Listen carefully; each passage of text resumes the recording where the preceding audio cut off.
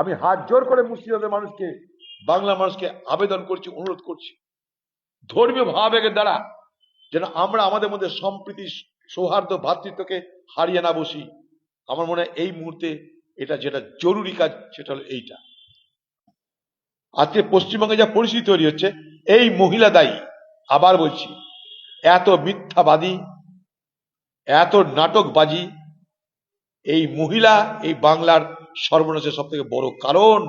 ইতিহাস মিলিয়ে নেবেন আপনারা। আমি এমনি এমনি বিরোধিতা করি না। একটা ভোটে জেতা হারা বড় কথা নয়, কিন্তু আজ পশ্চিমবঙ্গের সামাজিক বাতাবরণ বিষাক্ত হচ্ছে। হিন্দুদের জন্য আলাদা চায়ের দোকান, মুসলমানদের জন্য আলাদা চায়ের দোকান হতে চলেছে মুর্শিদাবাদে। বাংলায় কারা করলে গেল? একদিকে টিএমসি, একদিকে বিজেপি। তাতে কি আমাদের ভালো হবে? আমরা কি সুখী শান্তি হবো? সুখী হবো তার জন্য? সমৃদ্ধশালী হবে তার জন্য? সমাজের যদি ভাঙন হয়, সমাজে যদি ঐক্য না থাকে, তাহলে সকলের খারাপ হবে। এখানকার হাজার হাজার লক্ষ লক্ষ মানুষ তারা পরিযায়ী শ্রমিক হিসেবে বাইরে যায়, সেখানকার মানুষের কাছে তারা আগামী দিনে এনিমি হবে, শত্রু হবে। কার লাভ হবে বলুন? কি করছি আমরা? শান্তিপূর্ণভাবে আলোচনা করে কেন সমাধান করা গেল না?